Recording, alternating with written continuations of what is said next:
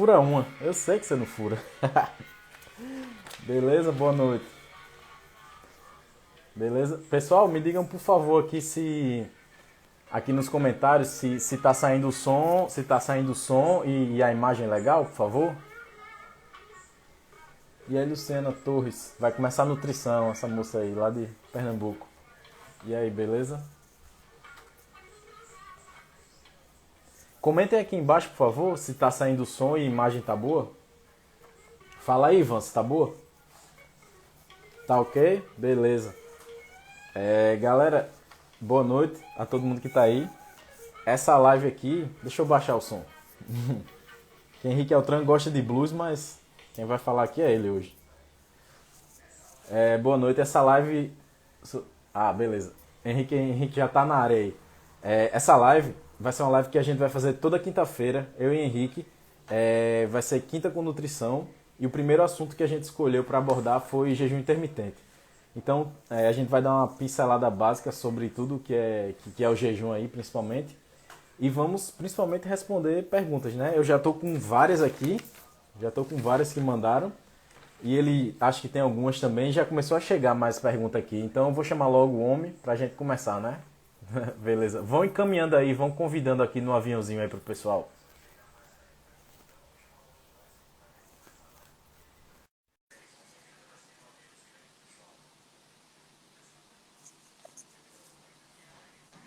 Fala, mulher. Fala aí, meu. E aí, Altran? Beleza, meu amigo? Beleza pura? Como é que tá? Tá bom demais, cara. Você tava escutando o som aí que eu botei? Tava escutando sim. Até você tirar, né? Foda. É porque é só introdução, é só introdução. Tá certo, tá certo. Cadê? É, Como é que tá a nova integrante da família? rapaz, comendo tudo. Rapaz, essa cachorra vai dar trabalho, viu? Mordendo tudo e comendo tudo. Tem que adestrar, pô. Não, tô tentando, tô tentando. É muito novinha, só tem um mês, só tem um mês. Ela é novinha demais. Como é o nome dela? Amora? Amora Tarp. Tarp. Nome chique. Nome de cachorro invocado. Nome chique, nome de cachorro de rico, pô. Não, a primeira guitarrista mulher negra que teve foi Rosetta Tarp, em homenagem a ela. Ah, tá certo. Tinha A que ter mulher, uma razão, lógico, né? a mulher ensinou a Chuck Berry a tocar, então merece respeito. Putz, merece respeito, merece respeito. Altran, Sem sombra de dúvidas. eu quero dizer primeiro que eu estou muito feliz por a gente ter começado esse projeto novo, que é Quinta com Nutrição. Quer dizer que toda quinta-feira a gente vai ter aula de nutrição aqui com você, né? Toda quinta-feira a gente vai ter aula de nutrição com a gente, pô. Com a Você gente. vai me ajudar, né? E essas lives vão gerar podcast da Rebelião Saudável, não é isso? Isso. Eu coloquei a nossa live da semana passada, que foi na sexta, que Sim, foi sobre resistência à insulina, eu coloquei como se fosse o primeiro episódio sim. dessa série, né? Beleza, Aí hoje vai beleza. ser, então, hoje é a nossa primeira live, vamos dizer assim, oficial, mas é já o A segundo segunda. episódio, e aí a gente vai mexendo com os temas.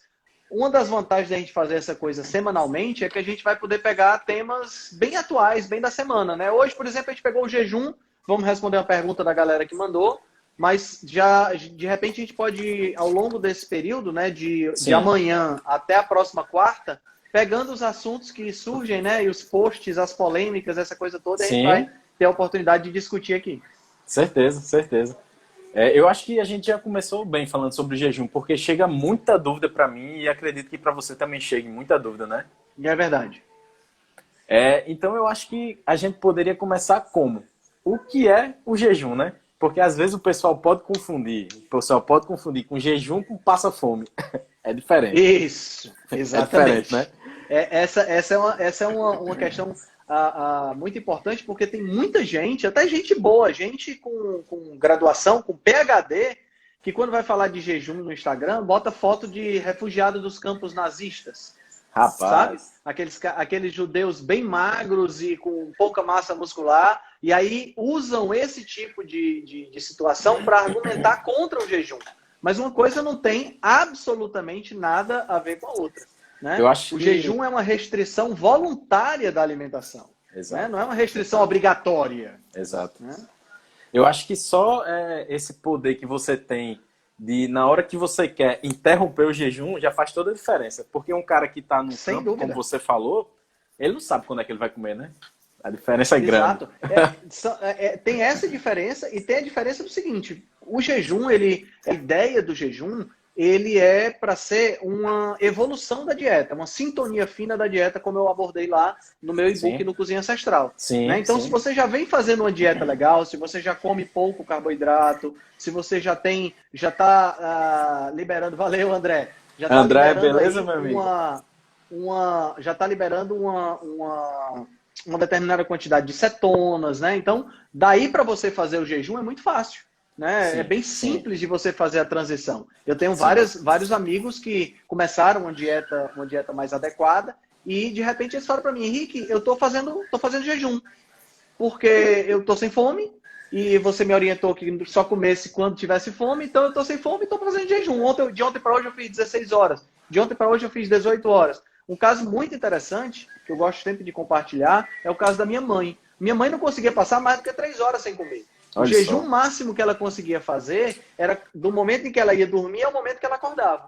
Mas ela já acordava desesperada. Morrendo de fome. Mas morrendo de fome. O que aconteceu? Na medida em que ela começou a mudar a alimentação, começou a diminuir o consumo de carboidrato, hoje ela praticamente não consome carboidratos, o que é que aconteceu? Ela consegue fazer jejum de 20 horas. Para quem não fazia nada de jejum, com certeza, nada, zero, com certeza. já começava a se tremer quando passava 2, 3 horas depois de comer, é um avanço considerável. Né? E esse é um ponto que a gente pode abordar depois. Por que tem gente que não consegue fazer jejum porque já começa a se tremer? O pessoal já acha que isso acontece com todo mundo, né? Não é verdade, assim. verdade. A questão que você falou da adaptação é fundamental nisso aí, né? Não adianta você ir num rodízio de pizza num dia e no outro querer fazer um jejum de 24 horas para compensar. Não existe. Exatamente. Né? Altran, o que é que você acha da gente começar pelo começo? Vamos começar pelo começo, tá bom. Então, lá vai a primeira. Quais são os tipos de jejum que existem? A primeira coisa. O que é que você tem a falar sobre isso? Certo. Bom, teve uma pessoa que perguntou, Felipe, sobre onde é que ficam armazenados os podcasts. Sim, né? fala aí. Então eu acho que vale a pena a gente falar sobre isso para o pessoal já ficar ciente, quem não conseguir escutar tudo, quem de repente quiser escutar depois com mais calma, anotar alguma coisa. Exato. Qualquer plataforma de podcast que você escutar, Apple Podcasts, Spotify, Google Podcasts, né, e outras que existem, basta você procurar lá por Rebelião Saudável. Tá? Então você vai ter lá todos os podcasts, hoje já está com mais de 80 episódios, né? E você vai ter todos os podcasts dessa nossa série que a gente vai fazer aqui toda quinta-feira, tá? Então, para o pessoal que perguntou aí, já fica ligado. Tem o link, tanto do Spotify quanto do Apple Podcast, na minha biografia, tá? Perfeito. Beleza, então vamos lá. Repete aí a pergunta para o pessoal ficar na mesma página da gente. Tá, beleza. Primeira pergunta. E aí, Joyce, beleza? Chegou, né? Primeira pergunta. Quais são os tipos de jejum que tem? Porque existe os principais assim que o pessoal fala é metabólico, calórico, fica naquela meio que numa discussãozinha ali, né? Então, quais são os tipos de jejum que tem, Altran? Beleza. Bom, em primeiro lugar, entender que o jejum é uma realidade da nossa espécie. A gente, na realidade, o jejum ele está presente em todo e qualquer organismo vivo, né? Porque o organismo ele não tem comida à vontade sempre. Qualquer organismo ele exibe mecanismos de proteção contra a ausência de nutrientes.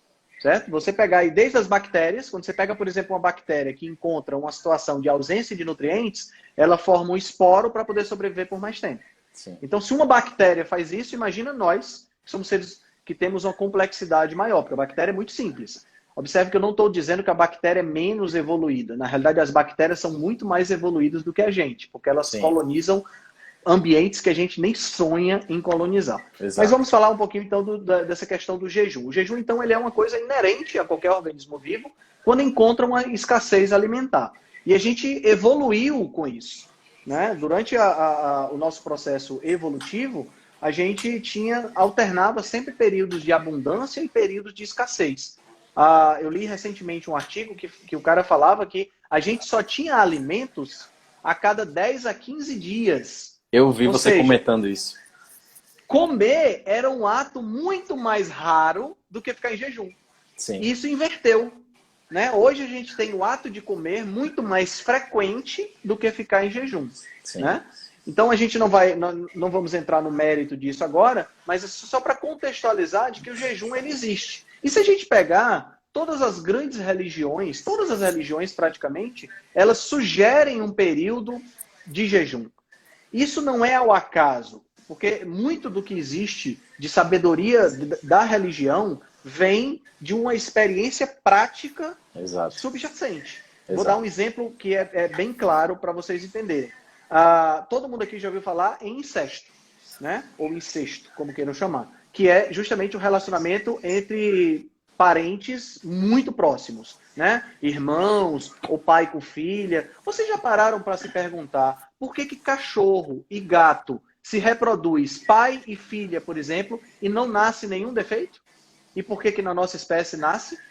Vocês já pararam para pensar nisso? Por que não acontece esse tipo de defeito na nossa espécie? Porque nós temos capacidade de raciocínio. A partir do momento que nós verificamos que isso acontecia, criou-se um tabu cultural para que a gente não tivesse esse tipo de relacionamento. Então é uma base prática. Se observou que eu tinha muitos descendentes que não sobreviviam, e aí criou-se uma barreira cultural para que não houvesse relacionamento entre irmãos e irmãs, por exemplo. Né? Então isso aí virou uma espécie de dogma cultural, dogma religioso, tanto é que hoje a última coisa que você sente quando vê uma irmã é desejo sexual. Né? Você sente qualquer outra coisa, menos desejo sexual. Sente até raiva, né? Raiva é mais comum. Raiva é muito mais comum. A minha que tá aí na live, ela sabe. Ela sabe, né? Pois é. Então, esse é um exemplo dessa questão. O jejum também. Porque a partir do momento que a gente tem uma experiência prática de que o jejum é benéfico para o corpo, incluir isso numa prática religiosa faz com que muitas pessoas se beneficiem pela associação do jejum, por exemplo, a uma elevação espiritual, a melhoria da disciplina, né, a meditação e a todas essas coisas. Então, estou só fazendo isso aqui para o pessoal entender que o jejum é importante. Que não adianta ficar... Não é uma coisa da moda, não é, né? Só uma introdução para o pessoal entender um pouquinho isso aí. Então, sobre os tipos de jejum. Bom, existem vários, tá? Hoje se fala muito num jejum que particularmente eu não acho interessante, que é o jejum chamado jejum seco, né? Que é o jejum onde você não come e não bebe água. Eu, particularmente, não considero isso uma boa alternativa. Principalmente nós que moramos no Nordeste, não é uma boa alternativa mesmo. Né? Eu não consigo passar muito tempo. Por exemplo, imagina uma live dessa aqui falando o tempo todo, sem estar com um copo de água para lubrificar. Não funciona, não dá.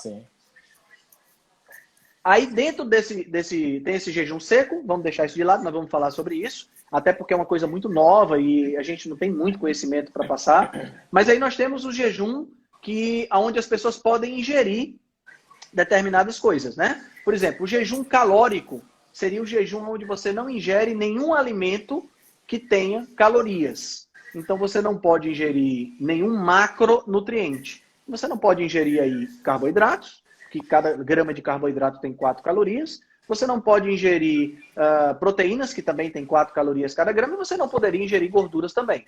Mas todas as bebidas, né, todas as bebidas que não são calóricas, como água, café, chás, e aqui vamos colocar um parênteses, refrigerantes dietéticos, teoricamente, também poderiam entrar num jejum calórico, porque eles não possuem caloria.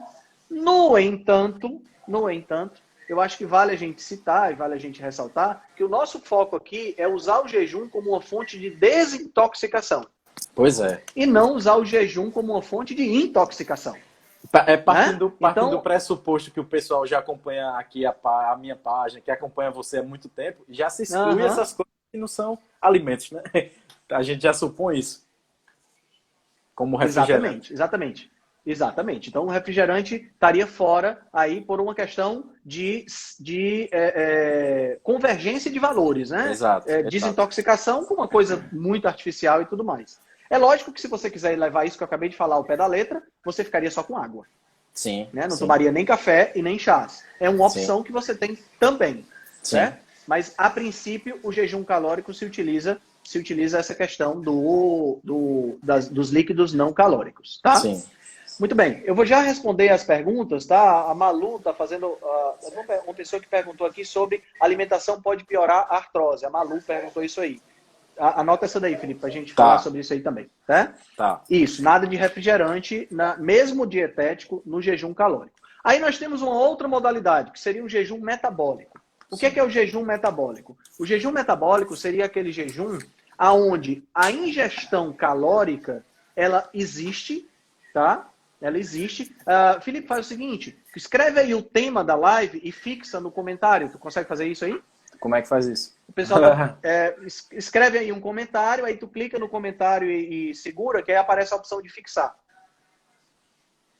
Então, o jejum metabólico seria o jejum aonde você pode ingerir alimentos calóricos, mas não pode ultrapassar determinada quantidade de calorias. Tá? Esse jejum metabólico, você poderia, por exemplo, ingerir algumas proteínas, né? Poderia ingerir algumas gorduras. Tá? Existem uns trabalhos muito interessantes de um cara chamado Walter Longo, né? Que ele trabalha com uma ideia que chama o Fast Mimic Diet, que seria uma dieta que mimetiza o jejum.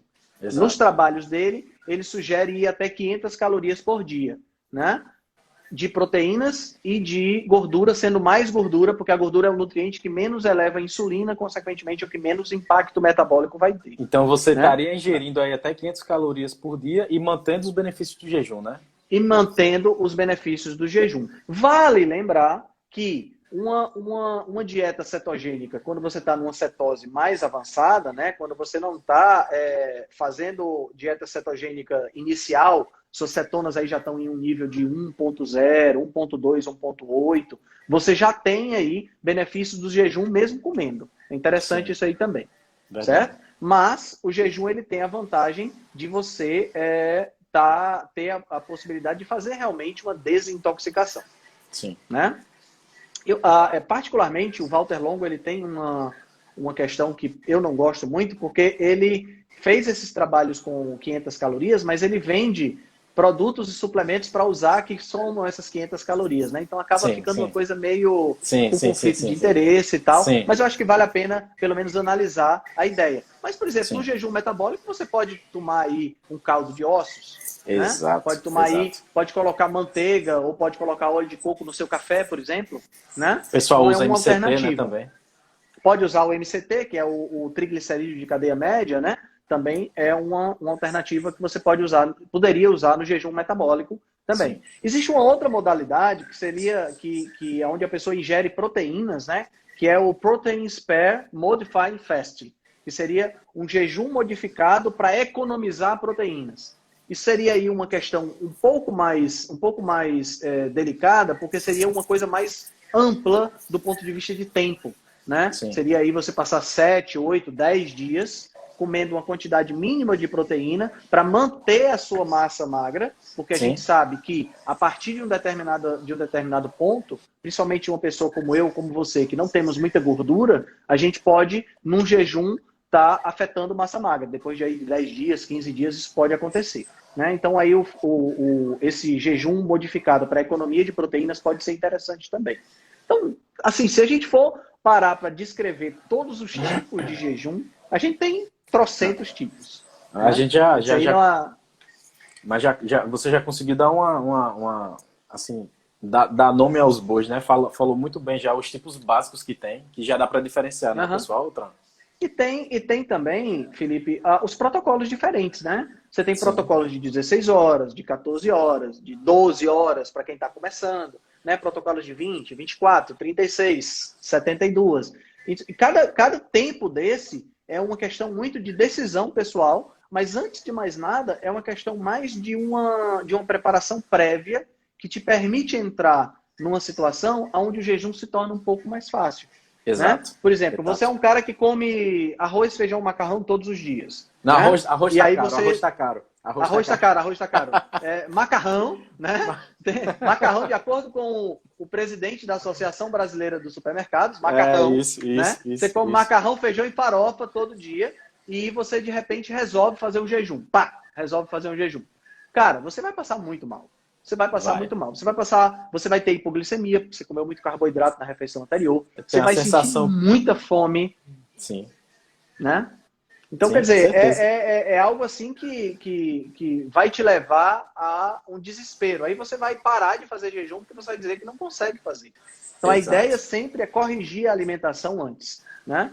E, assim, também não adianta você pensar em jejuns ultra prolongados sem antes passar pelas etapas anteriores. Ter feito, tipo assim, você tem os degraus e você quer sair do degrau número 1 para o degrau número 10. Exato. Aqui a gente fala que vai rasgar, né? Rasga. Mais a perna, rasga mesmo. Tudo, né? Então, não é uma boa alternativa. Vamos passo a passo. Minha sugestão, comece fazendo um jejum de 12 horas. Exato. Certo? Que é o quê?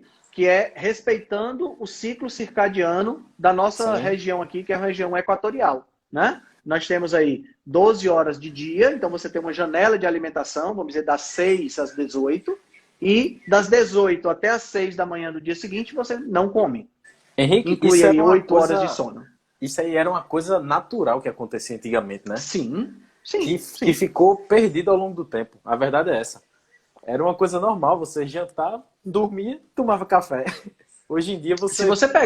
Se você pegar, por exemplo, os antigos, a vovó Densa, por exemplo, eu tenho certeza que ela não janta 10 horas da noite. Não é verdade? Ela janta cedinho. Janta cedinho. Né? Verdade. É isso aí. É um hábito então, eu começaria com um jejum de 12 horas, o hábito que você perdeu. Né? Sim. E daí você vai aumentando aos poucos, né? Você... Isso. Pula um café da manhã, de repente. Você faz esse janta até 8 horas da noite.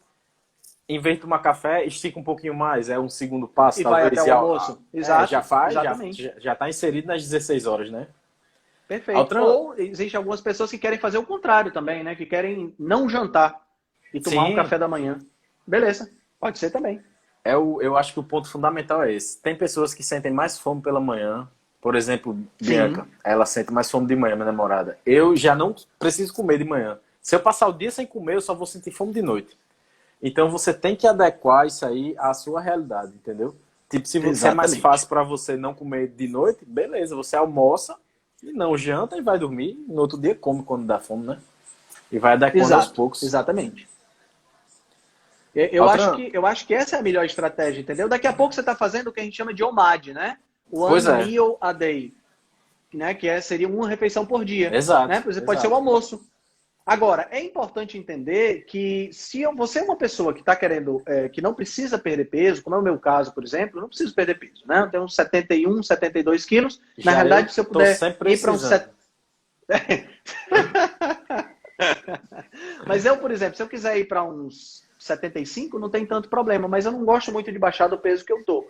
Então, o que acontece? Eu posso fazer uma refeição por dia? Posso. Mas nessa refeição, eu tenho que garantir a minha ingesta calórica do dia inteiro. Exato. Principalmente proteína, então, né, Altran? Principalmente proteína. Então, assim, em algumas circunstâncias é interessante. Por exemplo, todo dia de domingo eu vou almoçar com meus filhos em algum lugar, né? E eu gosto muito de ir em self-services bons que tem aqui em Fortaleza, porque aí eu faço um prato de 900 gramas, 950, 1 quilo, de pura proteína e gordura, que é carne, frutos do mar, peixe, frango, tá? Linguiça, eu boto tudo e faço uma que eu chamo de salada carnívora. Então, isso aí pode ser uma excelente alternativa. Né? Eu ingiro nessa refeição, eu ingiro aí a maior parte das calorias que eu preciso e fico tranquilo, só vou me preocupar com comida no dia seguinte. Certeza. É uma liberdade grande, né, que a pessoa ganha, Altran? Exatamente. É muito bom você não se preocupar com comida. E aí, quando você passa para jejuns mais prolongados, por exemplo, eu já fiz jejum de 4 dias, né? Então, quando você passa aí esse mês de setembro, agora eu fiz de 3 dias, e a minha pretensão é fazer um jejum de 3 dias a cada mês, né? Como um objetivo de desintoxicação. Sim. Então, quando você faz um jejum mais prolongado, aí é que você percebe o quanto de tempo você devota para a alimentação. É impressionante. Gasta muito tempo. É impressionante, porque isso, às vezes a gente acha que comer é só aquele ato de você sentar à mesa, aquela meia horinha que você come. Não. Essa meia hora, se você pegar primeiro 3 refeições e somar o ao redor dessa meia hora, o período que você fica um pouco mais tranquilo, aquele período que você vai dar uma relaxada, aquele período antes que você acaba preparando uma comida ou não, cara, são 2, 3 horas por dia que você gasta só no processo de se alimentar. Então você ganha isso quando você está em jejum. Entendeu? Verdade, Isso é verdade. fantástico. É fantástico.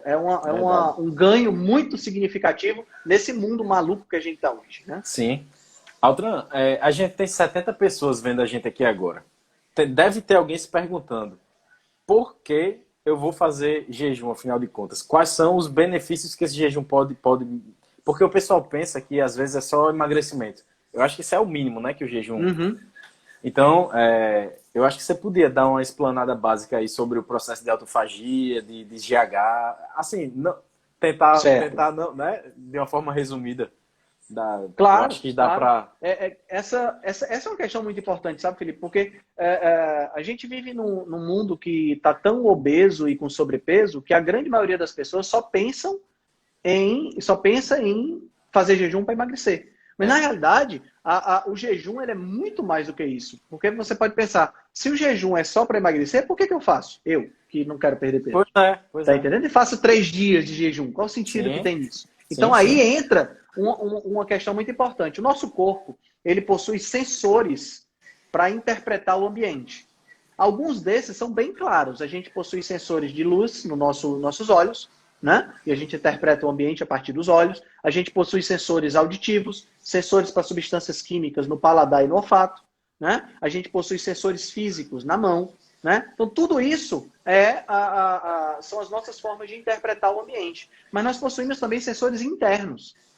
Sensores que possibilitam ao nosso corpo saber se nós estamos no estado nutrido ou no estado desnutrido. Se nós estamos no estado alimentado ou no estado não alimentado. Então, se a gente pegar aí os 2 principais sensores, de estado alimentado nós chamamos de mTOR, que é uma sigla para rapamicina, né? Que é o alvo de rapamicina. E nós temos a AMPK, que é um receptor para o estado não alimentado, né? Então nós temos esses dois sensores. Quando você está alimentado, que você ativa a mTOR, você ativa no corpo o anabolismo. Você ativa hormônios e processos anabólicos. Processos de crescimento. Né? Processos de multiplicação. De crescimento e de multiplicação. Então você estimula os músculos a crescerem, você estimula as células de gordura a crescer, você estimula as células a se multiplicarem. Isso é interessante? Claro que é interessante. Porque eu quero que meus músculos cresçam, né? Eu quero que as minhas células se multipliquem. Mas eu não quero que as minhas células virem células cancerosas. Então não adianta eu ficar comendo o tempo todo. Entendeu? Porque se eu ficar comendo o tempo todo, eu vou ativar a mTOR o tempo todo, células vão se multiplicar e eu posso ter o surgimento de células que multiplicam sem controle. Quem são as células que multiplicam sem controle? São as células cancerosas. Sim. Né? Então, estimular os processos do estado alimentado o tempo todo acaba gerando uma possibilidade maior, não é que vai causar obrigatoriamente, mas vai gerar uma possibilidade maior de você ter um aumento da possibilidade de câncer. E quem é que faz isso? Aquela pessoa que está comendo o tempo todo. Sim. Né? Então, você come de 3 em 3 horas, você come de 2 em 2 horas, você se entope de carboidrato. O carboidrato, ele é o nutriente que mais estimula a insulina e, consequentemente, que mais estimula a mTOR. Né? Então, isso aí já deixa aí o panorama de que é interessante que você não esteja fazendo sempre a estimulação. É interessante que você trabalhe com a MPK também. E a MPK, você trabalha quando? Quando você está no estado não alimentado. Certo? E o que a MPK vai fazer? A MPK desencadeia uma série de rotas e cascatas metabólicas que vai permitir, por exemplo, que organelas mais antigas, que já não funcionam direito, que estão mais produzindo toxinas do que funcionando, sejam recicladas. Células que estão no estado que a gente chama de células senescentes, são células velhas que não funcionam como deveriam, vão ser reestruturadas para virar células novas. Porque como você está sem nutrição, o corpo vai procurar dentro de si a fonte de nutrientes. Sim. Né? Então você estimula processos de autofagia que fazem essa reciclagem e que realmente fazem o detox real do corpo. Porque essa história de suco detox, Esse é um coisas, ponto, esse é um ponto importante que eu ia comentar aqui. Antes de eu comentar isso, eu queria dizer que Jana Low Carb, ela entrou na nossa live para botar pressão em mim, que ela disse que eu não podia lhe prender muito hoje, Altran. Jana, relaxe. Daqui para meia-noite ele sai daqui. Eita, Paulo. Altran, o que o pessoal pensa muito, suco detox, suco verde, suco em caixinha, enfim, produtos detox. Mas a gente sabe que o principal detox que quem faz no nosso corpo é o fígado ali. É o jejum. E principalmente fígado, no exatamente. processo de jejum. É o maior detox que tem. É um ponto fundamental que você falou aí, eu acho, né? Exatamente. Essa história de suco detox, substâncias detox, a maioria delas, elas, na realidade, não fazem desintoxicação. Elas intoxicam o corpo e obrigam o fígado a trabalhar mais. Obrigam os rins a trabalhar mais. A melhor forma que tem de você desintoxicar é você deixar os rins e o fígado em paz para eles fazerem o processo deles. Ou seja, não come nada, não bebe nada, não bota nenhuma toxina para dentro. Eles vão eliminar o que tiver de toxina porque você não está se intoxicando. É o que eu sempre digo, a melhor forma de você fazer um detox, número 1, é você não se intox. Né? Porque se você não se intox, você não precisa fazer detox. Mas se você já se intoxicou, o jejum é a melhor resposta. Exato. Você já não sai do ponto negativo, você já sai do ponto zero, se você não intoxicou, né? Exatamente. Ah, meu Deus. Vai lá, Jana. Vai lá, Jana. Manda um aviãozinho aí pro teu pessoal. Beleza. Deixa eu ver aqui o que é que eu anotei mais. Uma coisa. Já tem um bocado de pergunta aqui, viu? Já tem muita pergunta e eu tenho várias aqui. Você quer começar a responder? Porque acho que uma pergunta vai levando a outra, acho né? Que uma pergunta vai levando, a gente acaba esclarecendo todos os pontos. Vamos lá. Tá. Maribu23 perguntou: quero saber se o tempo mínimo em horas de jejum tem relação com o peso e altura da pessoa. Não tem nenhuma relação. Tem mais relação com quanto você quer fazer de jejum. Entendeu? Isso. Existem algumas recomendações básicas, né? Que é interessante a gente falar antes de responder todas essas perguntas. Quem pode fazer jejum? A princípio, qualquer pessoa pode fazer jejum, tá? Desde que seja uma pessoa que seja um adulto, não convém fazer jejuns em crianças, tá? Por que não convém fazer jejum em criança, da criança passar 24 horas e tudo mais? Porque a criança está em fase de crescimento, ela precisa de nutrição. Mas isso não é desculpa, lactantes, mas isso não é desculpa para empurrar comida na criança o tempo todo. Exato. E também não é desculpa para a criança comer porcaria. Tá? Não é porque ela é criança que relaciona, ela tem que tomar Danone, né? Exatamente. Que não vale por um bifinho. Sim. Né? Não vale por um bifinho. Então, crianças não é interessante fazer. Grávidas e lactantes também não é interessante fazer. Por razões simples, você está com uma necessidade nutricional maior. Isso não significa, pessoal, que uma grávida ou uma lactante não possa pular um café da manhã. Não morre, Eu só acho muito pouco provável ela fazer. Por que eu acho pouco provável ela fazer? Quem já teve filho, né? Ou quem acompanhou a esposa com filho, sabe que durante a gravidez, principalmente no início e na lactação, a fome é muito grande. Porque há um gasto calórico muito grande. Então, obedeça o seu corpo. Se você está com fome, coma. Muito simples. Né? Pessoas idosas, né? Pessoas mais idosas, por exemplo, 80 anos, 70 anos, devem fazer jejum com muita cautela, no sentido de que não deve fazer jejum prolongado. Não faz sentido fazer um jejum prolongado se você tem 80 anos de idade. Né? Mas você pode fazer um jejumzinho de 16 horas? Claro que pode. Sem nenhum problema. Não atrapalha ninguém. Verdade. Olha, a Pri Silveira tá falando, uma fome da bumbônica. É a fome mesmo. Mulher grávida tem fome pra caramba, eu sei disso. Olha aqui uma pergunta importante. Nadjauler perguntou: fiz 24 horas, daí comi carne moída, 2 ovos e repolho. E depois de 1 hora fiquei enjoada e vomitei. Isso é normal? Essa é uma boa pergunta. Quando você passa muito tempo sem se alimentar, né, você tem que ir com menos fome ao pote. Sabe? Menos sede ao pote. Você tem que ir na manha, vai devagarinho. Por quê? Porque toda a sua estrutura de sistema digestivo, isso na realidade é muito pouco provável acontecer com um jejum pequeno, de 16 horas, de 20 horas, ou até mesmo de 24 horas. No caso dela aí é um caso um pouco mais raro. Porque, por exemplo, quando eu fiz o jejum de 4 dias, ou o jejum de 3 dias que eu fiz nesse mês, como é que eu quebrei meu jejum? Eu não quebrei meu jejum me empanturrando com um prato de comida enorme. Eu fui comendo devagarinho, um belisquete, comendo um pouquinho. Era o aniversário da Gabi, então fui comendo aqui um camarãozinho, comendo, sabe? Comendo devagarinho, sem exagerar. Por quê? Porque o meu sistema digestivo, ele tá todo empacotadinho, né? Depois que fez o jejum. Então não adianta você colocar uma quantidade enorme de comida lá dentro e inflar o sistema todo, o teu estômago, que você pode ter uma sensação de enjoo, uma sensação de náusea. Né? Não é comum isso acontecer com 24 horas. Sim. Só com jejuns mais prolongados. A gente pode fazer uma analogia com o cara que está treinando. Ninguém chega numa academia e pega um peso grande e começa a levantar, né? Você vai ali, faz um aquecimento, faz um alongamento, puxa para cá, puxa para ali, para ir devagarinho, né? Exatamente. Nem mesmo uma pessoa extremamente preparada sai do zero para correr uma maratona. Você não vê um maratonista campeão de prova chegando na prova que ele vai correr e já começando a correr. Ele alonga, né? Ele faz um aquecimento para poder ir adaptando àquela nova realidade. Jejum, a mesma coisa. Tanto na subida, você não sai do zero para um jejum de 7 dias, como na volta. Você não sai de um jejum para comer um pratão. Sim, pronto, perfeito. É isso aí. Né? Podemos passar aqui? Vamos para frente.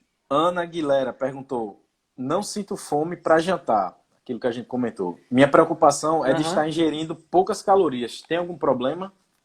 Aqui vai depender. Depende. Né? Depende. Se você é uma pessoa que está no seu peso ideal, não quer perder mais peso, ingerir poucas calorias pode fazer você perder peso sem querer. Né? Então aí você teria que compensar no café da manhã e no almoço, já que você não gosta de jantar ou não sente fome para jantar. E vale até ressaltar, Felipe, que do ponto de vista metabólico, é muito mais interessante você não jantar do que não tomar café da manhã. Verdade, certo? Verdade. É muito mais interessante. Seu corpo já está se organizando ali para dormir, né? Exatamente. Seu corpo já está diminuindo o ritmo, já está aumentando a resistência à insulina. Né? Tem uma coisa que acontece muito interessante também, é que a percepção do sabor, ela diminui à noite, então você acaba tendo a tendência de comer mais para ficar satisfeito. Olha certo? Só. Então se você já não quer, já não tem o hábito de comer à noite, maravilhoso. Agora, se você não quer perder peso, compensa nas outras 2 refeições. Se você quer perder peso, então fica tranquilo, é uma excelente maneira. Agora, ingerir poucas calorias só é um problema se você estiver se desnutrindo. Sim. Se essa quantidade de calorias estiver fornecendo para o seu corpo, se essa quantidade de calorias que você está ingerindo estiver fornecendo para você os micronutrientes e os nutrientes essenciais necessários, não há nenhuma razão para você se preocupar. Certo? Até porque a restrição calórica, ela anda de mãos dadas com a longevidade. Exato. Certo? Você não vai ver pessoas longevas com sobrepeso ou obesidade. É muito difícil. A maioria, a quase totalidade dos centenários são pessoas que têm a gordura corporal baixa. Verdade. E estudos populacionais e estudos em animais mostram que a restrição calórica, não restrição calórica para desnutrição, mas a restrição calórica, ou seja, você não comer demais, está intimamente relacionado com longevidade. Pode ampliar bastante a sua expectativa de vida. É o que Body Food Nutrition falou aí. Nutrição funcional. Por isso que a alimentação precisa ser densa. É exatamente isso. Por isso que eu escolhi o nome dessa página. O princípio é esse, né? É você comer coisa que vale alimentar ali, não ficar comendo caloria vazia aí, que é o que a maioria das pessoas fazem, viu, Altran? Exatamente. E aí, Cássia... E aí, calorias vazias vale a gente... Oi, Cássia, tudo bom? Caloria vazia vale tanto para o lado ruim da história, por exemplo, você comer fontes de carboidrato que não tem nenhuma nutrição, como, por exemplo, biscoito recheado, massas, sementes, farinhas refinadas. Não fale aveia, não. Tipo de coisa. Não, fale aveia, não vou falar Pelo aveia. amor de Deus, Não cê vou é falar doido. aveia. Cê tá Aveia doido. também, né? Cuscuz, né? Essas coisas, essas substâncias são calorias sem nenhum teor nutricional. Uma caloria totalmente desnecessária. Isso é um lado. Sim, O sim, outro lado também está valendo, tá entendendo, Felipe? Que são aquelas calorias que, apesar de serem aqueles alimentos que, apesar de terem uma densidade calórica muito baixa, acabam ocupando espaço e, por conta disso, matam a fome, mas por pouco tempo. E aí sim, entra o quê? Alface, tomate, rúcula, sim, acelga, brócolis, couve-flor. Esses tomates aqui, esses vegetais, chuchu, pepino, tipo assim, é como se você estivesse mastigando água. sim. Entendeu? Esses Entendi. vegetais têm uma densidade calórica baixíssima, Sim, esses vegetais têm uma quantidade de fibra alta, então eles preenchem, matam a sua fome, mas acabam, em pouco tempo você está com fome de novo. sim, Então, sim, o que sim, é que sim. é uma alimentação densa? É uma alimentação que tem calorias baixas, mas nutrição alta. E onde é que Sim, você encontra isso? Alimentos de origem animal. certeza. Fácil de entender. E é o que papai Densa tá falando aqui, Viana Ederaldo, meu pai. Minha avó me falava Ah, teu que, papai densa, tá certo. inclusive ele é seu fã, viu? Ah, valeu. Minha avó me falava que quer viver muito, coma pouco. Isso tem um fundo de verdade, de sabedoria aí popular grande, viu? Sim, sim, sim, sim, Né? sim. E assim, a gente, infelizmente, na cultura ocidental, a gente valoriza muito pouco a sabedoria dos mais velhos, né? Exato. Isso é uma coisa que no Oriente se valoriza bastante, Sim, né? E quando você pega os clusters, né?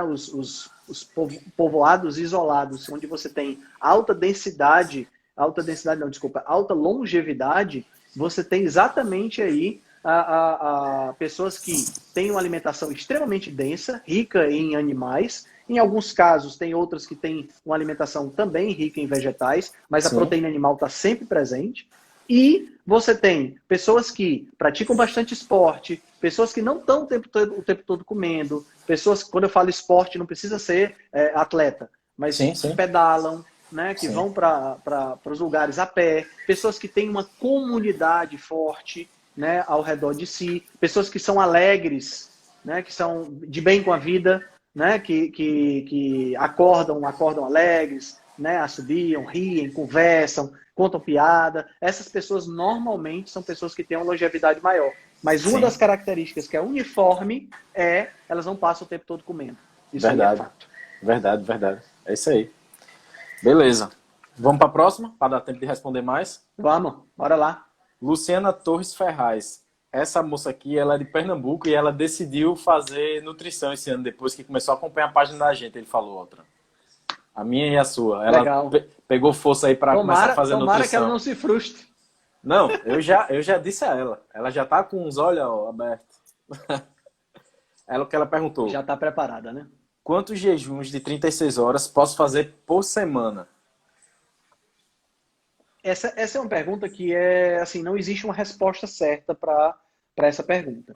Eu posso falar de experiência pessoal, porque isso vai variar muito de pessoa para pessoa, né? Sim, Eu, particularmente, faço todos os dias jejum que vai de 16 a 20 horas, dependendo do dia, porque é uma prática que eu tenho de pular o café da manhã. sim, Por exemplo, vou dar o exemplo de hoje, tá? Hoje eu almocei por volta de 3 horas da tarde, almocei tarde, tá? E tô completamente pleno aqui. Tô totalmente satisfeito. Eu não vou mais fazer nenhuma refeição hoje. Então eu só vou comer amanhã por volta de 12, 1 hora da tarde. Ou seja, de hoje para amanhã eu vou fazer um jejum de 20 horas. sim, Entendeu? Tranquilamente. Eu faço sim. isso todos os dias, tá? Almoço, quando janto cedo, 18, 19 horas. No dia seguinte eu almoço de novo. Então fica entre 16 e 20 horas. Fica com a janela ali, Normalmente, né? eu faço a janela dessa daí. Raramente eu faço 24 horas. Raramente. Quando faço, dá no máximo uma vez a cada 15 dias. Mas uma Sim, vez por mês eu faço um jejum de 3 dias, de 72 horas. Tá? Os estudos mostram que muitas vezes, depois de 3 dias, os benefícios não são tão evidentes. pois Os é, benefícios maiores se encontram até 3 dias. Então, sim. assim, eu não vejo uma necessidade muito grande de você ficar se matando de fazer jejum. O que é que eu acho que é a melhor proposta? Continuidade. Uma dieta cetogênica te permite não ter tanta fome e você faz jejum respeitando o seu limite pessoal. Exato, Eu vou fazer um jejum de 36 horas. Tem lá, come aquela refeição bem densa, dura 24, dura 36, quebrou. Beleza, tá tranquilo. Vou fazer jejum de 36, só aguentei 24. Beleza, não tem problema. Ninguém aqui está fazendo competição de jejum. Exato. Né? Não Esse é o ponto principal. não existe o livro sagrado do jejum. Porque a galera bota na cabeça algo assim que fica como se fosse uma bitolação, né? Como se existissem as tábuas dos 10 mandamentos do jejum que caíram do céu. Não existe isso, não existe isso. Não precisa você também ficar grilado com isso, não. O jejum ele tem que ser uma forma de reduzir estresse, não de aumentar. Pois é, exatamente. Uma vez eu ia fazer um jejum de 48 horas. Aí eu disse, aí eu publiquei, vou fazer um de 48 horas. Beleza. Deu umas 18 horas, rapaz, deu uma fome. Aí eu disse, vou comer. Aí eu peguei e publiquei, 18 horas. Não aguentei mais, comi. É uma coisa natural. Aí uma menina mandou uma mensagem pra mim. Mas como é que você disse que ia fazer 48 horas e ainda publica que só fez 18? Aí eu disse, por isso mesmo. Por isso mesmo, porque jejum não é obrigatório você fazer. Você não tá competindo com ninguém. Você tem que respeitar o seu corpo, né? Nós não vivemos, apesar do jejum mimetizar uma situação que a gente vivia dos nossos antepassados, hoje a gente não vive nas cavernas, né? Então a gente tem comida à nossa disposição, né? Sim. Aí tem um torresminho aqui, eu disse, eu já sei o que é que eu vou quebrar esse jejum aqui. Torresminho. Perfeito. Teve uma pessoa que perguntou aqui, você consegue comer o que precisa? Eu acho que a Roberta Queiroz, em uma só refeição. Roberta, é assim, normalmente sim. Hoje, por exemplo, eu comi muito tarde e eu não gosto de comer muito tarde da noite. Como eu tenho essa live agora com o Felipe e logo em seguida com a Jana, então eu vou dormir hoje lá para as 11, 11h30, né? E eu não vou jantar entre uma live e outra, até para não ficar, não perder energia. Porque quando a gente come, a gente direciona o fluxo sanguíneo para o sistema digestivo e perde energia cerebral, né? Então, acaba o raciocínio ficando mais lento. Eu não quero isso nesse momento. Então, eu não vou comer agora. Se eu fosse comer, ia ser para lá para as 11, 11h30. E comer 11, 11h30 não é interessante para que você tenha um sono legal, para que você tenha um sono de qualidade. De forma alguma. Né? Então, verdade. Bora pular para outra? Bora. Lia P. Vieira perguntou, boa noite, Felipe. Gostaria de saber mais sobre a autofagia no jejum. Obrigado. Que é uma coisa que você já comentou, né? Certo, a gente já comentou sobre a questão da autofagia. A autofagia, na realidade, é uma coisa interessante porque ela acontece em praticamente todos os animais. As pesquisas maiores são pesquisas que foram realizadas em vermes e em moscas das frutas, né, as drosófilas.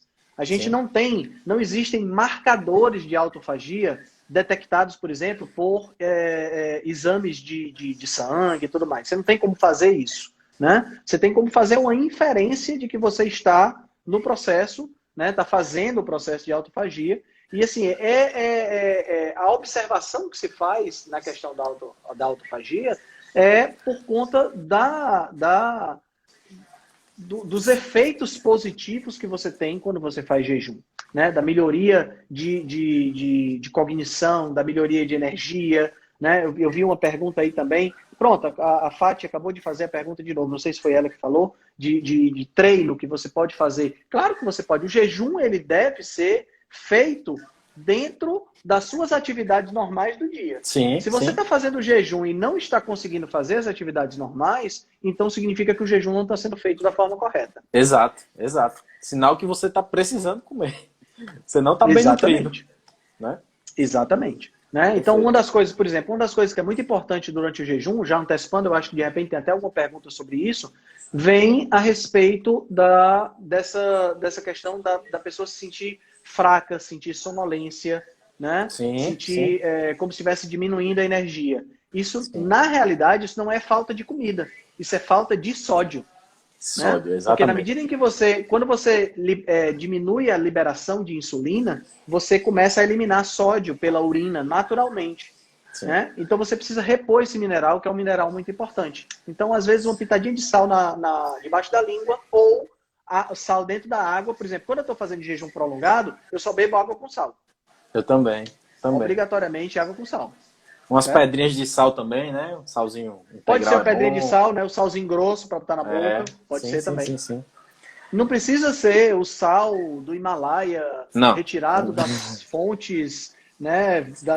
Retirado das fontes que ficam nos Andes, recolhidos pelas freiras virgens e lésbicas que choram lágrimas de. Não, não precisa nada disso, não. Pode ser qualquer sal mesmo. Sal do Himalaia 98% igual ao Sal. sal branco. Né? Sal, É, sal é sal. exatamente. Inclusive rolou uma polêmica no post que eu fiz sobre frutose hoje, porque Sim. uma pessoa comentou lá dizendo que suco de fruta era uma excelente fonte de antioxidantes e fitoquímicos. Aí eu fiz a seguinte comparação: se você bebe 30 gramas de açúcar, como é um copo de 200 ml de suco de uva, tem.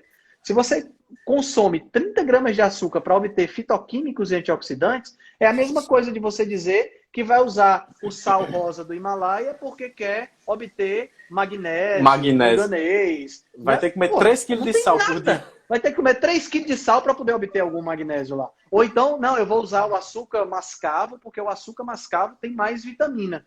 Meu, ele tem mais vitamina, mas não justifica você usar açúcar para ter vitamina. Pô, tem fonte de Exato, vitamina muito melhor. Né? E exato, no caso aí exato. do suco, tem fonte de antioxidante e de fitoquímico muito melhor. Pô. Come a fruta, não vai beber o suco. Essa é a Exato, cabeça. Né? exato. Ah, beleza. Bora para aquela pergunta lá que eu lhe falei da mulher, aquela da Miss lá. É, Ah, Suyama Barreto, ela perguntou, essa pergunta é relevante. Estou fazendo jejum junto com dieta cetogênica, mas tenho notado queda de cabelo. O que posso estar fazendo de errado certo. e qual vitamina provavelmente estou em déficit? Então, enfraquecimento capilar aí. É muito importante você, para estar fazendo jejum e dentro da dieta cetogênica, você ter acesso a todas as vitaminas e os minerais. A gente não deve desconsiderar isso, certo? Sim. Muitas pessoas começam a fazer dieta cetogênica, começam a fazer jejum, e elas, ela tá aí, assim, Mara Barreto, e elas começam a restringir demais a alimentação. Né? Comer muito pouco. Não, eu estou fazendo dieta cetogênica. Aí começa a diminuir demais o que está comendo. Priorizando alimentos de baixa densidade. Por exemplo, Sim, lota o prato de vegetais e esquece de botar os alimentos animais ou bota pouco alimento animal. sim, Né? Que é sim, onde você tem a maior densidade nutricional. Então tem que ficar muito atento a isso aí. Via de regra, falta de ferro. Tá? Em mulheres isso é muito comum, já que tem a questão da menstruação. Tá? Falta de vitaminas do complexo B, né? sim. Também podem causar queda de cabelo. E pode ser também que seja uma resposta do seu corpo a estresse. A gente não pode esquecer isso. Né? É Existe um isso que eu troço chamado ia. eflúvio. Pode falar. Não, isso que eu ia comentar, pedir para você comentar, Altran. Às vezes você tá ali sob um estresse, seu corpo, e aí o que é que ele vai deixar, vai deixar de funcionar uma parte do fígado para você ter mais energia? Não, ele vai Exato. tirar energia das partes menos importantes, né? Então é Exatamente. cabelo, aí vai uma Aham. sequência aí de partes importantes do corpo, né? Se puder comentar um pouco Exatamente. sobre Então, isso. essa questão do estresse, às vezes você está fazendo uma dieta cetogênica e está fazendo uma restrição calórica muito acentuada, e isso, ao invés de estar trazendo um benefício para você, está trazendo um malefício. Né? Sim, Está te fazendo um estresse, está aumentando o seu cortisol, não faz sentido você fazer isso. Então, eu gosto sim, muito de trabalhar com a alimentação dentro dos quesitos fome e saciedade. Entendeu? E sempre baseando a alimentação, iniciando a alimentação pela parte animal do prato. exato. Esse quesito é muito importante, É Felipe. fundamental, é A gente fundamental. tem que começar pela parte animal. Colocar mais salada do que bicho no prato são duas coisas que vão acontecer. Você vai ter fome mais rápido e, por estar com aquela ideia de querer fazer dieta, de perder peso e tudo mais, você vai acabar tendo desnutrição por conta disso. Né? Então, até perguntar aqui, como repor ferro? Suplementar, quelado, noripurum? Olha só, Daiane, ferro, a melhor forma de você repor ferro é com a maior fonte de ferro que nós temos para alimentação, que chama-se fígado. Fígado. Tá? Não tem outra fonte de ferro. Um ferro altamente biodisponível, que é o ferro Exato, M, e que exato. vai melhorar isso aí. Tá? Se você é bariatrizada, tá? Aí é outra história, porque aí a absorção de ferro há provavelmente a necessidade de você consultar um hematologista Verdade. e, dependendo do grau de desnutrição, fazer uma ferroterapia injetável. Sim, tá? na veia direto. Na veia direto. Certo? Perfeito, Vamos perfeito. lembrar que qualquer restrição calórica excessiva, qualquer jejum excessivo, tá? Tudo isso é importante ser lembrado, pode causar em mulheres, até mesmo, dependendo da mulher e dependendo do grau de desnutrição que a pessoa chegue, pode causar amenorreia. Por isso que a amenorreia é a ausência de menstruação. Por isso que a gente sempre fala, não precisa você ficar se estressando e levando o seu corpo a um extremo desnecessário. Certo? Não há essa necessidade. Ninguém aqui está fazendo competição de jejum, ninguém aqui está fazendo nada disso, ninguém aqui quer entrar no Guinness ou fazendo... Não é isso, o objetivo não é esse. O jejum ele é uma prática que você pode fazer de forma tranquila. Se você não se sente seguro para fazer o jejum sozinho, tem vários profissionais que podem lhe ajudar, né? No Instagram que tem grupos específicos de jejum e tudo mais, a gente pode indicar para vocês. Tem profissionais que podem ajudar exatamente para que você não tenha não fique não tenha problemas e não fique com essa história de querer levar o seu corpo a extremos desnecessários. Exato.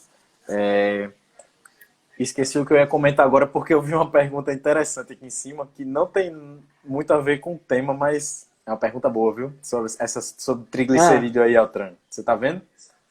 1979.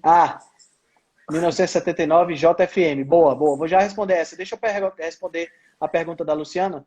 Quem fez bariátrica pode fazer jejum e cetogênica? Luciana, deve, tá? Deve. Principalmente cetogênica. Jejum já fica uma coisa um pouco mais difícil para as pessoas que são bariatrizadas. E aí já talvez vai ser muito uma questão pessoal, porque a pessoa que é bariatrizada, ela come de pouquinho em pouquinho, né? Então não dá para ela fazer uma grande refeição para se preparar para um jejum mais prolongado. Mas, por exemplo, a minha namorada é bariatrizada, né? Para quem não conhece, a Gabriela, a chefe Gabriela Carvalho, pode procurar aí no Instagram. E ela já fez jejum de 20 horas. Certo? Foi mesmo, Altran? 20 horas? Foi, jejum de 20 horas. Tá? Já conseguiu fazer de 20 horas. Agora vamos lá. O 1979 JFM. Quem apareceu aqui? Olha aí, Amora Tarp. Amora. Ela tá com sono, ela tá querendo dormir agora. Ah, é? Vai botar ela pra dormir? Faz um nano neném nela também? Já foi. Bom, em relação a triglicerídeos, se triglicerídeos podem aumentar na dieta cetogênica e na low carb. Cetogênica e na dieta low carb. Na maioria das vezes, não há aumento de triglicerídeos nem na low carb, nem na cetogênica, tá? Pode haver, e isso é mais comum, haver um aumento de LDL, certo? Que é o principal, porque o que acontece? O que não é ruim. O que não é ruim. O triglicerídeo, normalmente, ele vem da ingestão excessiva de carboidrato, através da lipogênese de novo, né, como a gente chama. Então, ele é mais relacionado com a ingestão de carboidrato da dieta. Pode haver um aumento na dieta cetogênica? Claro que pode, até porque quando você mede triglicerídeos, você está medindo também a gordura que está circulando no corpo para o uso, né, nos diversos tecidos que o corpo possui. Então, pode haver um pequeno aumento. O meu triglicerídeo saiu de 35 para 60 na dieta cetogênica. Mas o meu LDL, graças a Deus, saiu de 70 para 160. Entendeu? Graças a Deus ele aumentou, porque eu estava muito preocupado com o meu LDL baixo demais. Que é uma coisa que o pessoal pensa ao contrário, porque ele é conhecido como o colesterol mau. Mas isso aí pode ser até um assunto para a próxima live, viu, Altran? Porque eu acho que você vai ter umas 2 horas para comentar, sim, para ter que falar sobre isso. Podemos comentar sobre colesterol na próxima. Vamos anotando aí os temas, porque a gente vai ter tema para falar aqui bastante. Sim.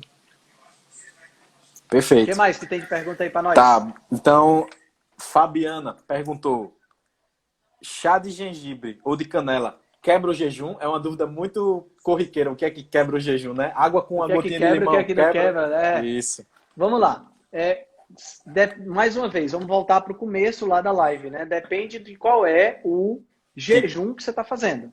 Se é um jejum calórico, vamos trabalhar com jejum calórico, não quebra porque você está fazendo um chá. Mesmo que por acaso escape aí um fiapo de gengibre ou um pedacinho da canela que você usou, isso não é suficiente para ter uma quantidade de calorias significativa. Tem gente que pergunta assim, mas é porque eu tenho que tomar um comprimido que tem... e eu tenho medo de quebrar o jejum, porque o comprimido tem lá amido QSP. Não sei se você, né? O QSP significa quantidade suficiente para... Você pega, por exemplo, um comprimido que diz assim, 300 miligramas de substância X. Né? O comprimido todo não tem 300 miligramas. Você tem 300 miligramas da substância X, mais um excipiente que somado chega a 1 grama, vamos dizer. Então você tem 0,7 grama de carboidrato. São 2 calorias. Isso não vai quebrar jejum de ninguém. Sim, né? sim. Então, chá de gengibre, chá de canela, qualquer chá, na realidade, nenhum quebra o jejum. Sim. Perfeito. Beleza. A relação, o JFM 1979 está perguntando, a relação é triglicerídeo dividido por HDL, ela deve ser, o ideal é que ela seja menor do que 1. Tá? De 1 para baixo. É o mais interessante. Essa relação ela é só uma digressão aqui. A gente vai fazer uma live sobre isso. Sim. Essa relação é tão importante, Felipe, que no estudo que eu analisei, as pessoas que eram fumantes, mas que tinham uma relação triglicerídeo dividido por HDL menor do que 1, tinham menos ataque cardíaco do que pessoas que eram não fumantes, cuja essa relação era maior do que 1. Você tem uma ideia? Impressionante. Né? Sim, impressionante. Então, é um fator protetor muito forte. Isso não significa que você pode fumar ou que vai fumar, tá? Ouviu, né, pai? Isso. Papai densa, por favor. Bora parar aí que já tá bom demais. Beleza, bora pra próxima. Emily Cristina perguntou qual a melhor forma de quebrar o jejum, né? E quais os sinais que entrei em cetose. Boa.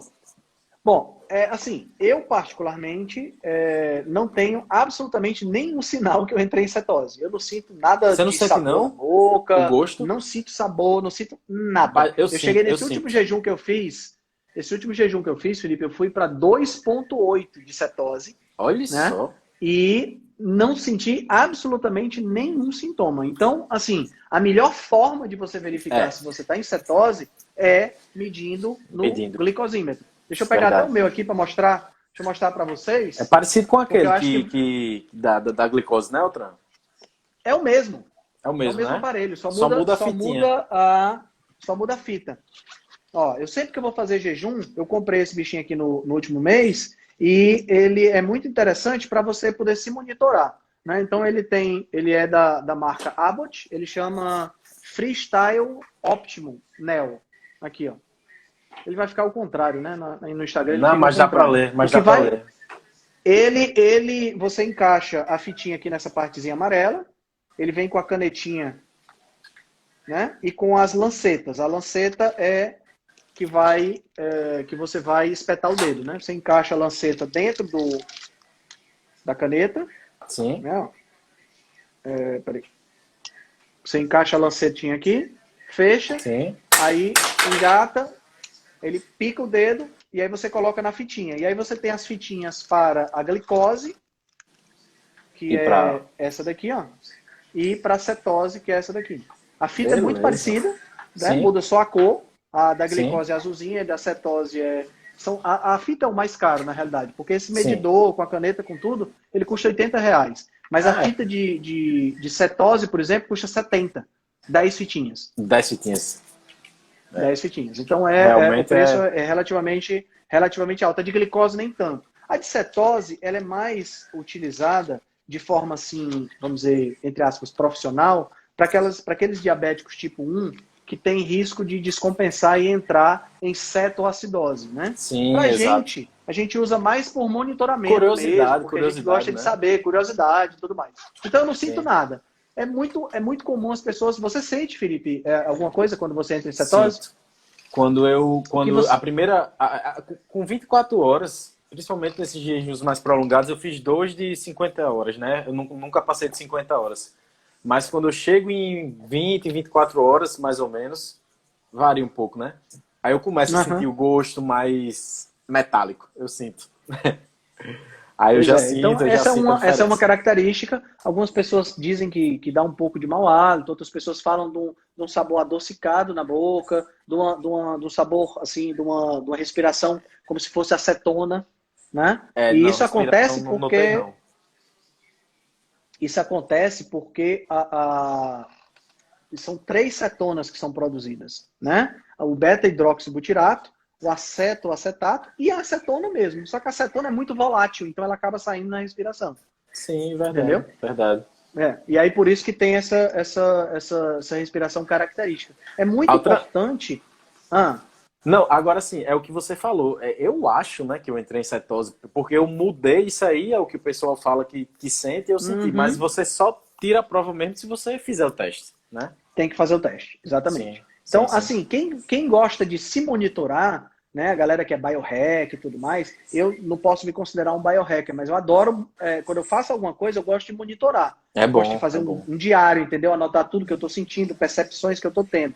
E aí eu acabo jogando isso na rede para o pessoal conhecer. Então, Sim, isso aqui é uma aquisição interessante para quem gosta de se monitorar. é bom. O JFM está falando que dorme pior, fica mais ligado. Isso é uma característica que pode acontecer com pessoas que fazem jejum mais prolongado.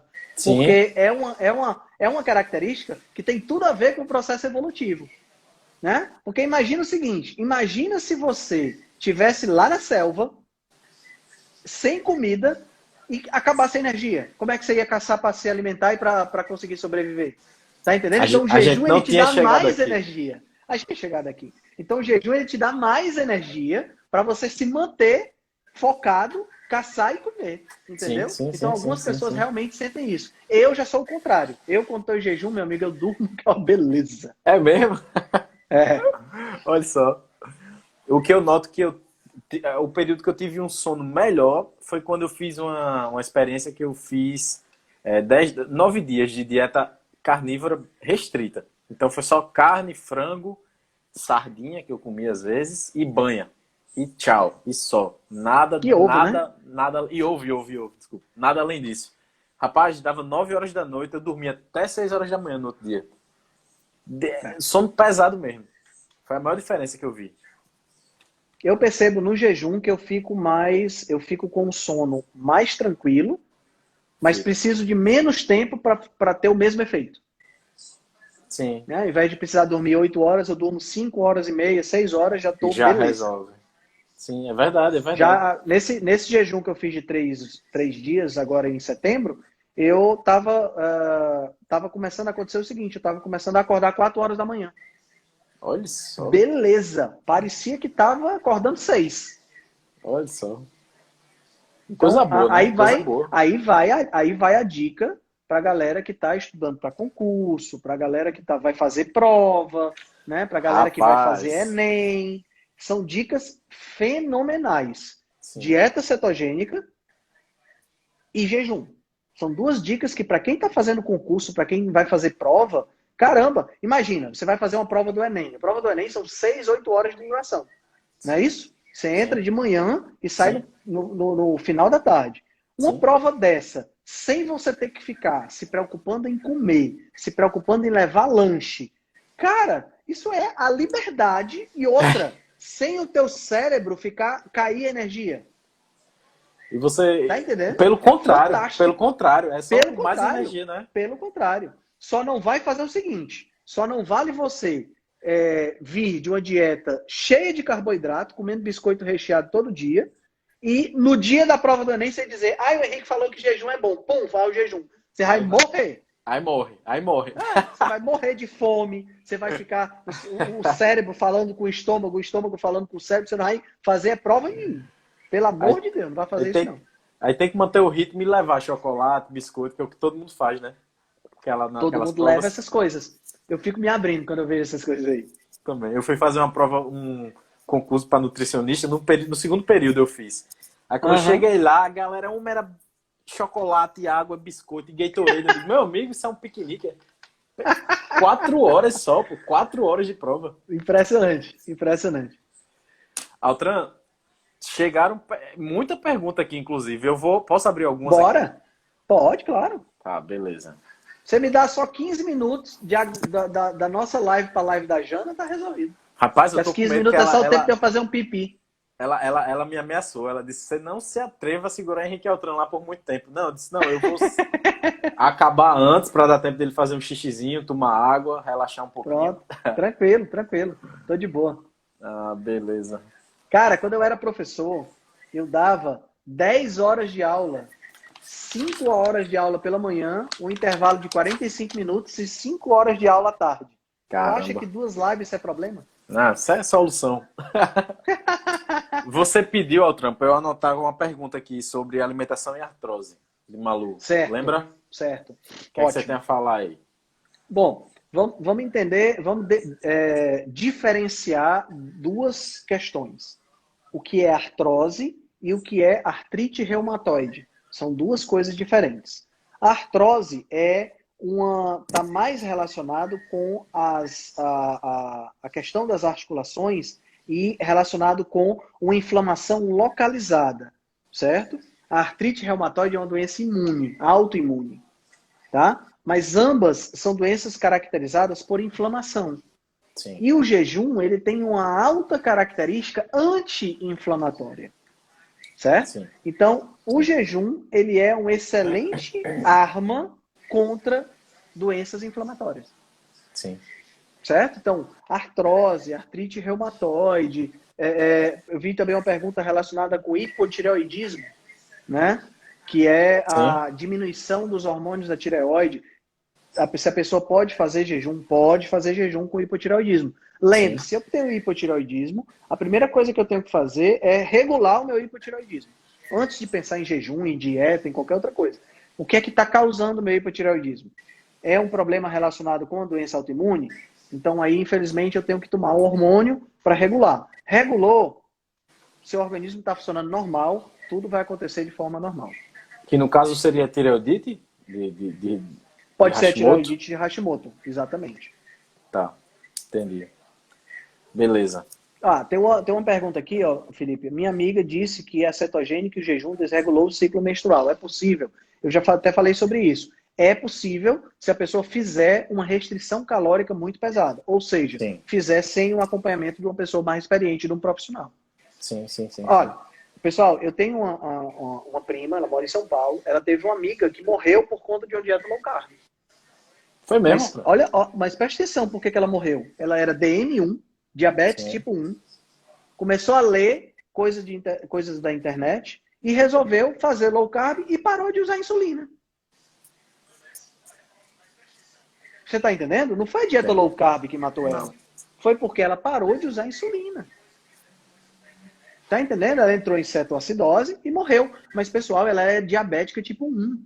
Ela não poderia nunca ter parado de usar insulina. Ela não produz insulina. Sentido. Não produz insulina e o pâncreas dela é quebrado. Exato. Tá entendendo? Então, com certeza, ela ia reduzir as unidades, a quantidade de insulina que ela precisaria usar. Sim. Porque ela estaria ingerindo menos carboidrato. Mas daí a dizer que ela vai parar de usar, mas o que é isso aí? A pessoa começa a fazer, se empolga porque está tendo resultado, ela realmente está precisando perder peso, mas não conversa com uma pessoa coerente, um profissional. Pessoal, a gente tem que ter muito cuidado com perfis de internet que promovem receitas low carb, essa coisa toda. Toda vida que você vê um perfil dessa natureza, tente não tomar uma decisão. Eu não quero aqui me vangloriar, mas eu e o Felipe, a gente faz um trabalho muito legal aqui no Instagram. E, cara, eu respondo muita mensagem de direct. Eu acho que você responde todas as mensagens de direct que você recebe. Né? E a pessoa chega com uma dúvida pra gente. Eu tenho uma receita de não sei o que leva aveia. Tem uma receita que leva farinha de arroz. A gente vai dizer se é ou não é low carb para você não fazer bobeira, entendeu? Então procura uma pessoa legal para te acompanhar. Né? Não chuta o pau da barraca e vai fazer qualquer coisa. E principalmente se você for uma pessoa saudável, você tem que ter cuidado. Se você tiver alguma comorbidade, alguma doença, enfim, tem que ter mais cuidado ainda. Tem que ter mais ainda. Verdade. Até porque se você tem uma comorbidade ou tem uma patologia, você está provavelmente tomando algum medicamento.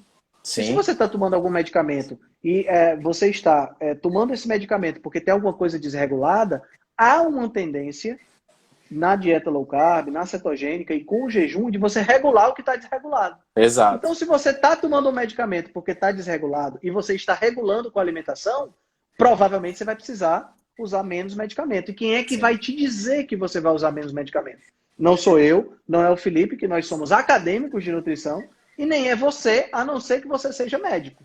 Né? Exato. Você que está escutando a gente. Né? Exato. Então, se você que está escutando a gente não é médico, então tem o seu médico que lhe receitou o medicamento, é só ele que vai poder tirar esse medicamento de você. Então tem que ter um trabalho junto aí, tem que ter um trabalho conjunto. Perfeito. Eu vi um vídeo de doutora Maíra Soliano que ela falou exatamente isso, que ela, que ela fala muito sobre o jejum, né? E um dos pontos que ela disse que ela trabalha é exatamente isso, orientando as pessoas a equilibrar o que come, o que não come de carboidrato com a quantidade de medicamento que vai utilizar ou não. Sim. Né? Oi, amor. Seja bem-vinda. E aí, Gabi, beleza? Beleza, Altran, é o seguinte, a gente tá com 1h quase 20 de live já e não caiu, não sei porquê. Não, cara, eu tô começando a desconfiar que o Instagram, ele tá começando, quando a live tá com audiência boa, ele tá começando a deixar a live correr, entendeu? A nossa live tá com 117 pessoas. Eu acho até que o pessoal que tá assistindo a gente podia mandar um aviãozinho aí com um bocado de gente pra nossa live chegar a 200 pessoas, né? Pra gente ficar bonito, né? Fazer um print da tela. Fica a dica aí pro pessoal, é só apertar nessa cartinha que tá aí embaixo, não custa nada. Né? Isso, manda um aviãozinho pra galera aí, porque aí a gente chega a 200 pessoas, fica empolgado, né? E a gente, tem pelo menos mais uns 30 minutos aí de perguntas e respostas pra gente ajudar vocês com relação a esse tema que é o jejum. Verdade, verdade. Então, enquanto vocês vão mandando aí, por favor, eu vou abrir outra aqui. Pode ser, Altran? Abre aí, vai lá. Ou a gente só abre se o pessoal mandar. Não, vai, pô. O pessoal quer saber das coisas.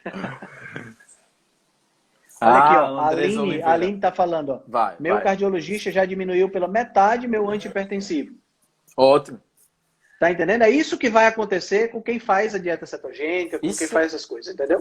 Isso é um sinal que é um cardiologista bom, porque podia ser que ele dissesse, rapaz, larga essa dieta, é melhor ficar com essa quantidade de remédio. É ou não é, Altran? Tô falando. Exato. Não tô mentindo, não. Não, tá não. Infelizmente, a gente tem... o que eu sugiro para a grande maioria das pessoas é assim, se o seu cardiologista, se você conversar com o seu cardiologista sobre a alimentação e durante essa conversa que você tiver com ele, ele disser, saia dessa história, não faça isso não, e você estiver percebendo melhora no seu corpo, das duas uma, ou muda de cardiologista ou faz ouvido de mercador, como a gente chama aqui no Ceará, né? Exato. Deixa pra lá e deixa ele falar sozinho e continua fazendo a tua parte, porque assim, o médico ele vai atender a necessidade do teu corpo. Sim. A não ser que ele seja um médico muito irresponsável, do tipo, ele vai manter o medicamento hipertensivo mesmo você perdendo peso, mesmo você regulando as coisas. Ele não vai fazer isso. Ele vai tirar esse medicamento ou vai diminuir esse medicamento com certeza. Com certeza. Tá? Ele pode antes estribuchar um pouquinho, dizer que você está na dieta da moda, que vai, né? Mas ele vai diminuir, sem dúvida. Certeza. Olha essa pergunta de Andresa. Gostaria de saber sobre o intestino solto no início do jejum ou após o término, né? Ela faz muito jejum, essa mulher. Olha, Andresa, qualquer mudança na alimentação, a princípio, ela pode causar um impacto no intestino. Tanto para a constipação, né? ou soltando ou prendendo. Qualquer mudança na alimentação é comum isso acontecer. Pode ser que esse intestino solto, esse intestino preso, tenha a ver com regulação de minerais, né? Principalmente sódio e magnésio também. Certo? Magnésio é um mineral que a maioria de nós não tem a ingestão na quantidade correta. Eu gosto de suplementar. Eu suplemento com o mais baratinho de todos, que é o PA. O PA, o cloreto de magnésio, dissolvo na água e tomo um copinho de 50 ml todo dia de manhã, né? Então, eu gosto de suplementar magnésio e suplemento mesmo estando em jejum, tá? Então, pode ter a ver com um desequilíbrio ou uma desregulação de minerais. Sim. Perfeito. É isso mesmo. Deixa eu abrir outro. Vai vendo se tem mais aí, Altran. Tem um bocado de pergunta aqui. Rapaz, tem Pois muita. vamos lá. Ah, beleza. Olha aqui, cresce assim, é o que ele perguntou. Ganho de massa magra Boa. é possível no Boa. jejum? Vamos lá. Como é que eu ganho? Como é que é o ganho de massa magra? Tá? O ganho de massa magra, ele tem que partir de o que a gente chama de um turnover proteico positivo. Traduzindo, nosso músculo ele está o tempo todo perdendo proteína e ganhando proteína.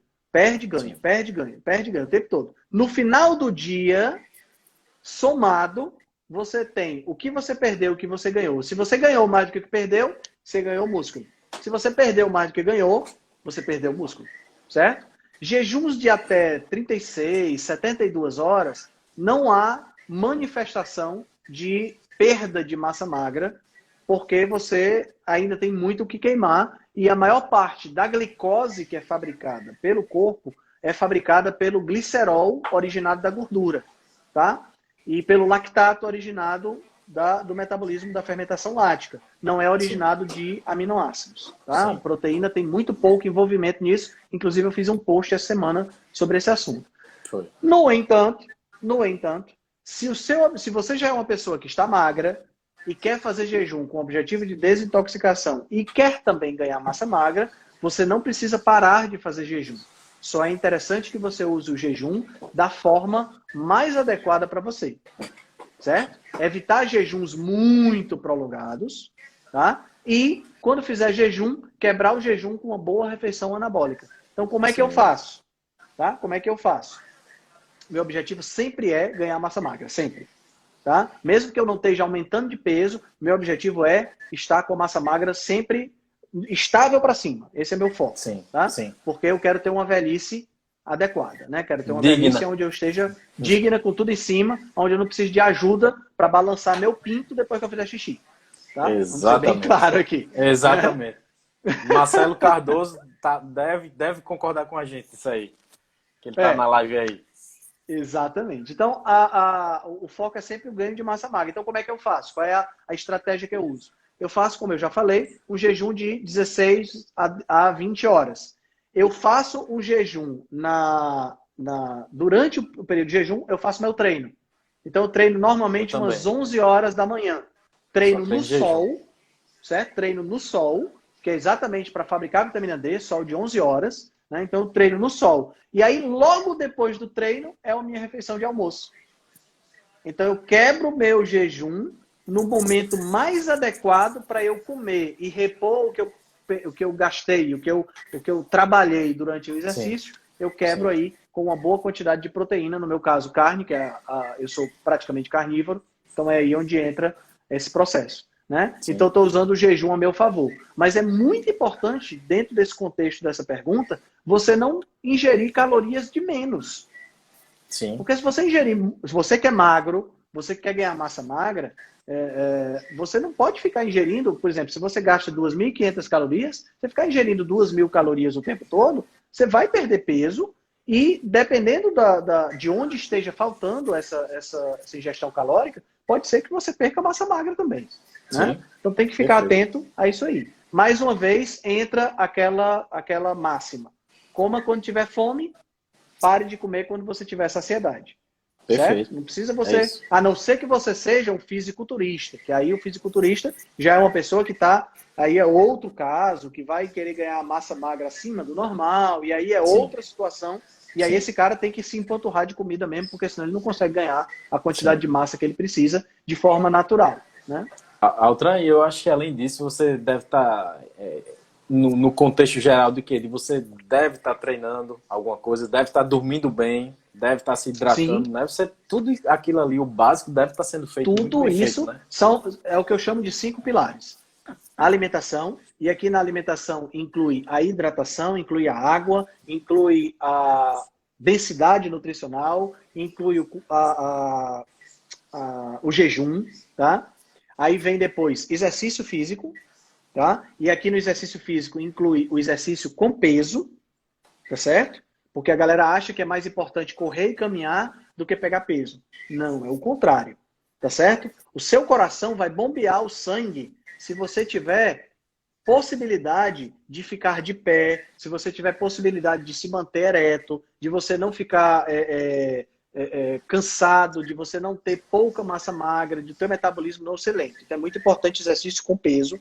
Aí o terceiro pilar é controle do estresse, manejo do estresse. E aqui entra a meditação, ou para quem é religioso, a oração. Sim, né? sim. Aí o quarto ponto é o sono adequado. Né? Não, deixa o ponto sono adequado. O quarto ponto é a exposição ao sol. Sim. Certo? Fundamental. É tão importante que eu coloco como um fator isolado. Sim, tá? sim. E nessa época de pandemia e de isolamento, essa coisa toda mais ainda. Né? Eu tenho amigos que não se expõem ao sol porque acordam de manhã, 6 horas da manhã, vão para o trabalho e só saem do trabalho de noite. Cara, Olha isso só. é péssimo. É Péssimo para a verdade, saúde. é verdade. E Verdade. o último pilar aqui, o último ponto, é o sono adequado. Sono de Sim. qualidade. Né? Altran, em relação a isso aí que você falou do Covid, da vitamina D, aquele artigo que você mandou lá do Malhorta, lá no grupo da gente, Cara, aquele artigo tá federal, viu? é muito bom.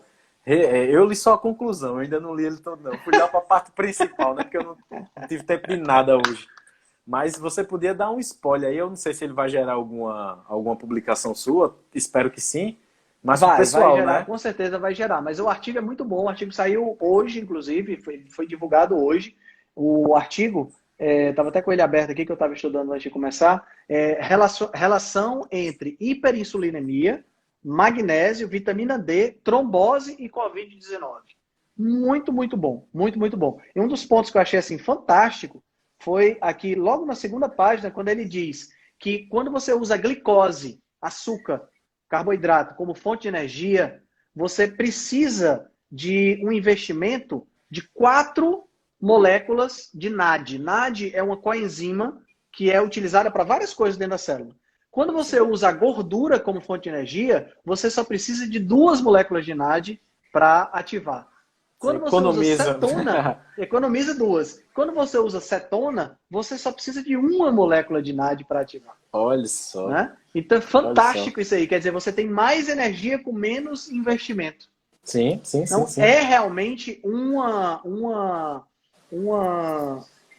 combustível limpo. Né? Sim, E aí depois ele sim. fala que o NAD é necessário, por exemplo, para reforçar as defesas antioxidantes. E aí se eu tô, olha só a situação, se eu tô depletando o meu NAD porque eu estou usando muito carboidrato, eu estou diminuindo as minhas defesas antioxidantes. Sim, sim. Exatamente. Entendeu? É muito interessante. Cara, o artigo é fantástico. O artigo é muito bom mesmo. Muito bom mesmo. Nutrimara bem está perguntando onde ela pode obter. Mande um direct para mim ou para Henrique Altran que a gente linka. Isso.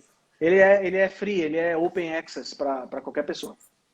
Muito bom o artigo, muito bom. Eu dei só uma olhada por cima ali, mas vou ler todo. Bora O abrir. artigo tá muito bom, cara. Muito bom mesmo.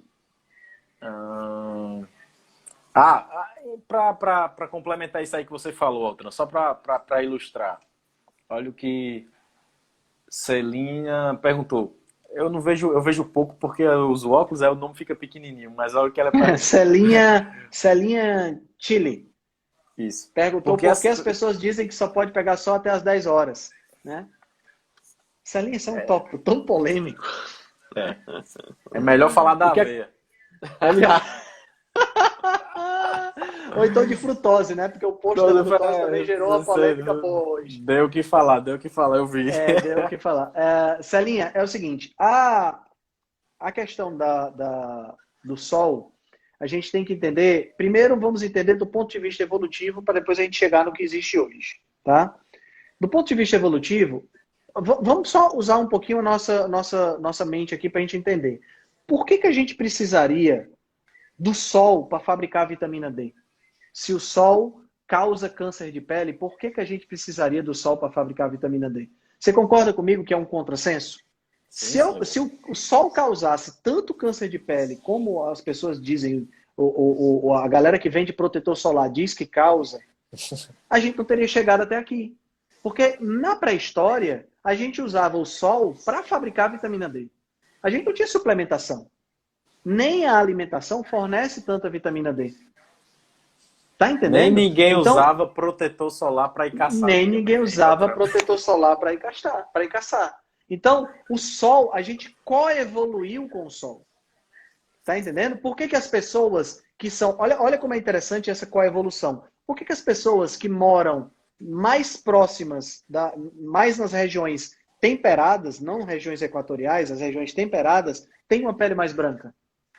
Hoje já a coisa está muito misturada, mas se a gente observar, os europeus puros, né? Os canadenses puros, são pessoas mais brancas. Por quê? Sim. Porque a incidência de raio ultravioleta lá, ultravioleta B, que é o principal que ajuda na produção da vitamina D, é menor. Entendeu? É menor. Então, a pele mais branca privilegia a fabricação de vitamina D. Por que as pessoas da região equatorial são mais morenas?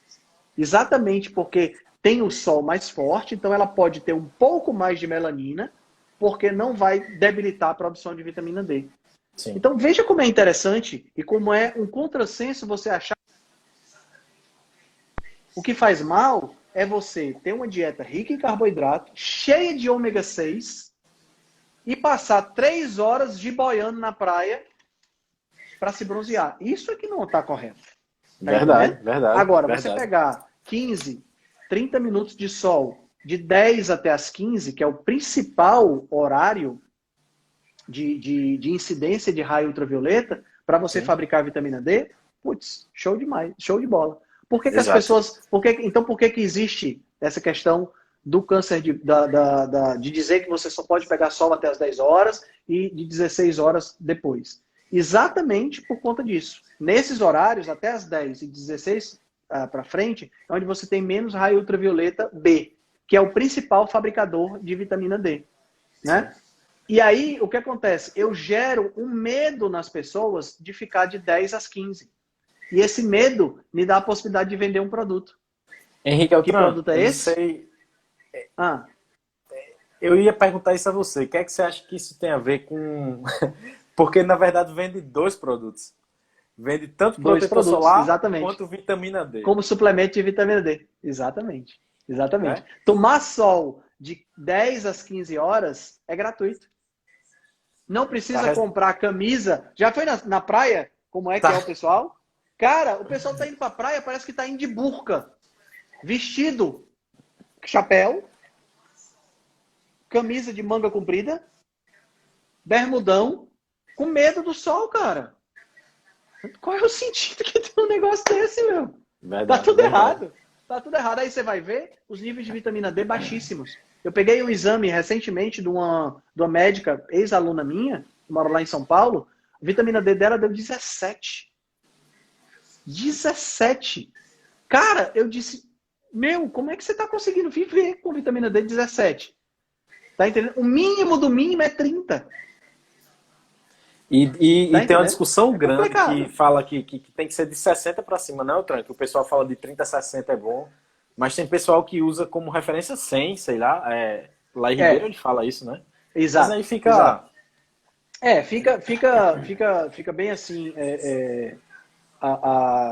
muito assim, no ar isso aí, porque é uma coisa que não tem uma comprovação muito forte.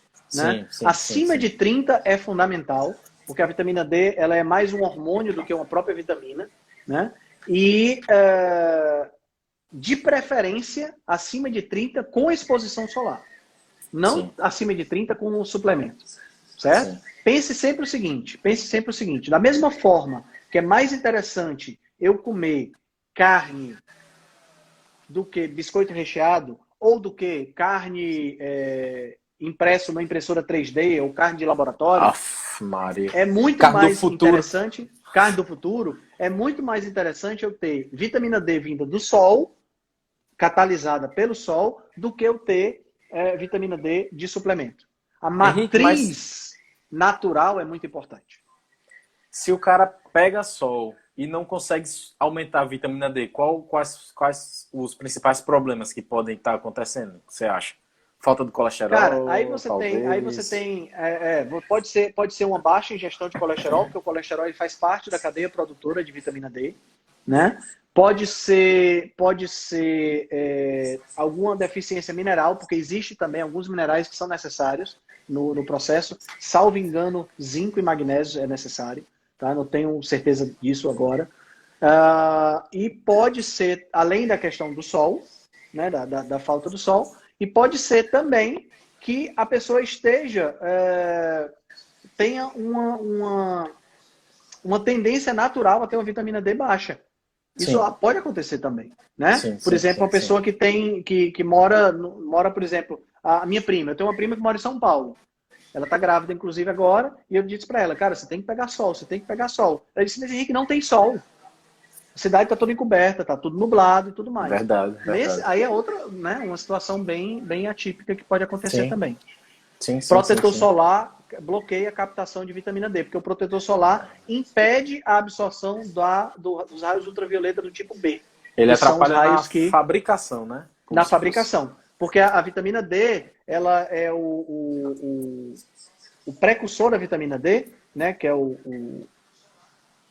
não, o nome, meu Deus, esqueci o nome agora. Que ele vai sofrer a ação do raio ultravioleta e vai virar o colecalciferol, né? E aí o colecalciferol vai para o rim, depois vai para o fígado, depois vai para o rim, para depois virar a vitamina D que vai ser utilizada, que é a 1,25 de hidroxicolecalciferol.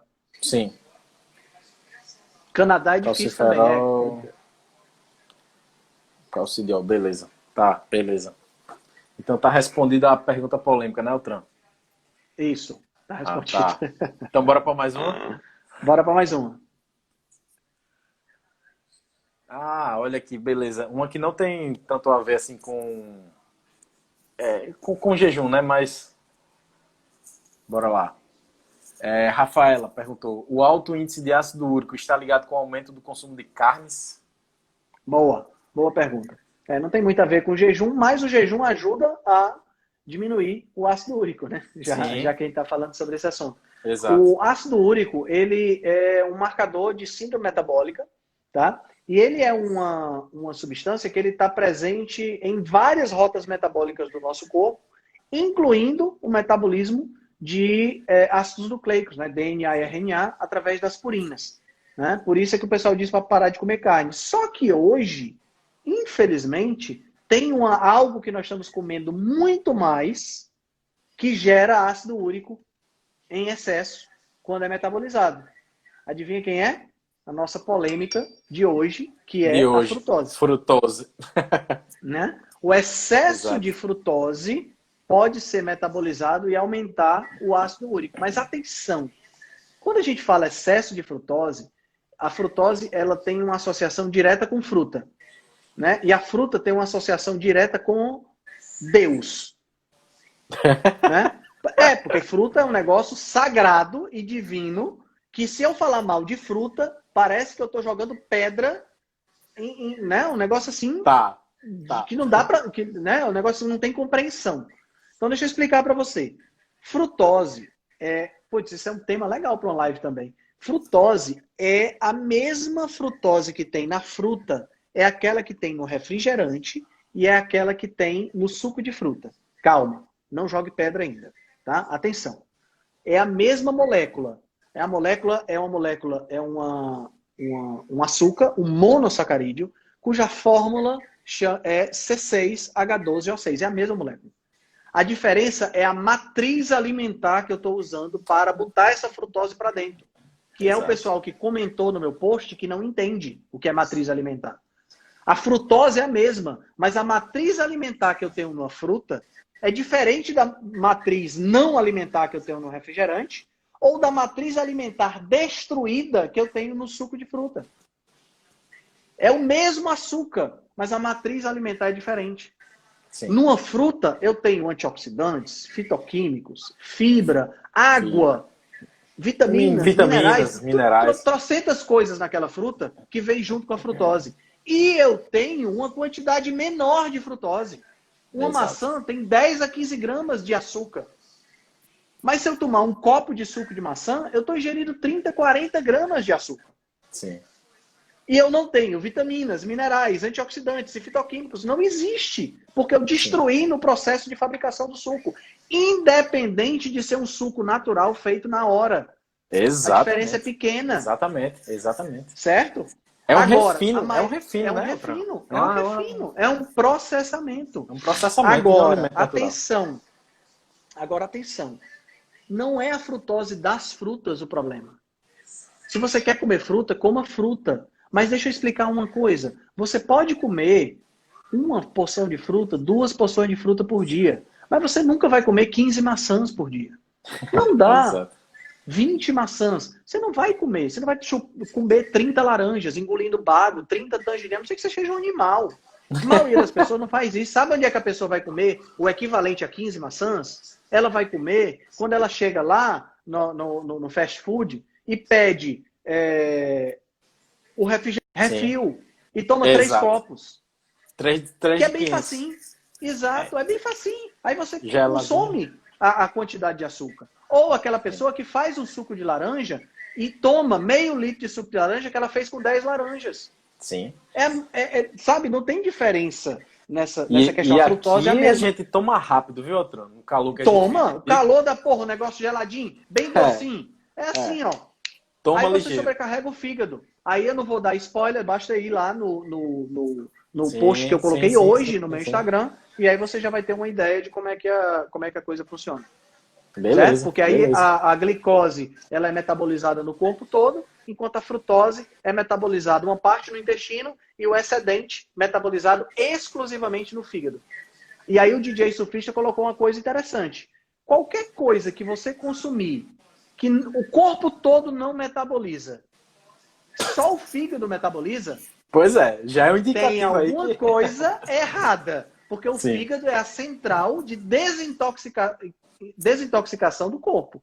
Exato, quando eu encho a cara, a primeira coisa que vai acontecer com o álcool, ele vai para o fígado para ser detoxificado. Quando eu tomo um veneno, por algum motivo, é no fígado que ele vai ser desintoxicado.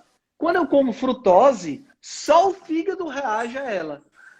Isso é um indício... Fica a dica. É um indício de que eu não deveria ingerir frutose em excesso. Mais uma vez, se você não tem síndrome metabólica, se você não tem resistência à insulina, se você está no seu peso, não tem problema você comer 1, 2 ou até 3 porções de fruta por dia. Sim. Agora, a maioria das pessoas não está nessas 3 condições. Eu me arrisco a dizer que aqui no Brasil, 70% tem um desses 3 fatores aqui e deveria evitar a frutose e caprichar em outras fontes de nutriente. E não justifica você... mas eu vou tomar suco porque eu quero vitamina. Não justifica. Não justifica. Exato. Cara, Henrique, a gente tem 2 minutos. É o seguinte, isso que eu ia dizer. Já são 8h45, já passou 1h e 45 minutos de live. Ia ser só uma hora. O Instagram foi benevolente com a gente. A gente pode encerrar agora, né? A gente pode encerrar agora. Como a gente vai estar toda semana aqui... Você vai se preparar para a próxima. Isso. A gente vai estar toda semana aqui, né? A gente vai estar toda semana aqui, então não tem jeito. Lembrando pro pessoal que a gente vai transformar essa live, você vai deixar salva no seu IGTV. Vai ficar salvo no IGTV. E eu vou transformar, hoje mesmo, eu já posto no Rebelião Saudável. Basta procurar em qualquer aplicativo de podcast. É só procurar aí Rebelião Saudável e você vai ter o episódio número 2. Lembrando que na semana passada nós tivemos o primeiro episódio inaugural, vamos dizer assim, onde a gente teve a ideia, né? Só sobre resistência à insulina. Né? E esse de hoje sobre a questão do jejum. Perfeito. Altran, eu queria dizer que eu estou muito feliz com esse projeto nosso. Eu acho que vai ser bem legal, cara. Toda quinta-feira tem um assunto aqui, vai ser muito massa mesmo. Esse primeiro aqui já deu quase 120 pessoas, né? Então, vamos ver se a gente na próxima semana chega a 200 pessoas, né? Eu concordo, eu acho justo, porque a gente se anima a falar mais coisa, né? Exatamente. Fala mais coisa. Exatamente. Ei, Altran, beleza, muito obrigado. Eu vou encerrar a live aqui para dar um tempo de você fazer o seu xixizinho aí, para entrar ao vivo com a Jana aí, beleza? Vou publicar já no IGTV e você transforma em podcast para a galera ver depois.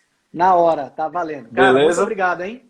Um abraço, valeu, pessoal. Altran. Até a próxima semana, né? Até quinta-feira. Quinta-feira a gente tá aí. Show de bola. Até mais. Valeu, tchau. Obrigado. Tchau. Valeu, galera.